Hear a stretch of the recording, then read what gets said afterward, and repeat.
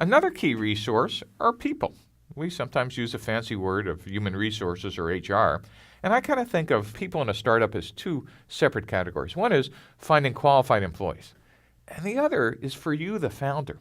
How do you find mentors or teachers or coaches or advisors for you, and what's the difference between all of those? Well, let me start with the last first. Mentors, teachers, and coaches advance your personal career.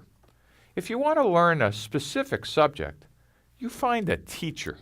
But if you want to hone specific skills or reach an exact goal, I suggest you hire a coach. That is, a specific subject is a teacher, specific skills is a coach. So for example, if you want to learn something more about large metadata architectures, you could bring in a teacher or take a class. But if you want to hone specific skills, like how to give a great presentation or how to manage people, you hire a coach. But the one that sometimes founders forget is if you want to get smarter and better over your career, you want to find someone who cares enough about you to be a mentor. And mentors are very different than teachers or coaches. Mentors are actually a two-way street. The only people who tend to want to help you are those who implicitly think they could actually learn something from you in addition to liking you. So most of you in your career will actually go on to be mentors, but think about the type of people who you've encountered in your career.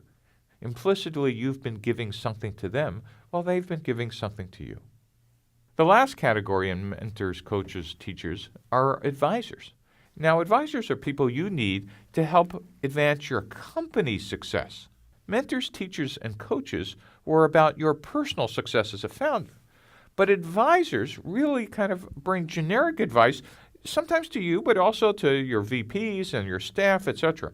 So what you want to have is experienced advice to help you figure out whether your vision is a hallucination. But getting specific, you want to put together as early as possible an advisory board. And that's really the idea of expanding your circle of accumulated wisdom past just your investors.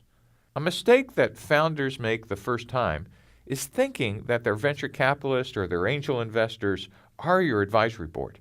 Yes, they're your advisors, but they're also your boss. And so you want to be very careful about limiting your advice to just that circle. And they may not have the specific domain expertise you need. So make sure you're expanding your series of advisors available to your company. And typically that's done by offering them a small percentage of equity in exchange for some of their time.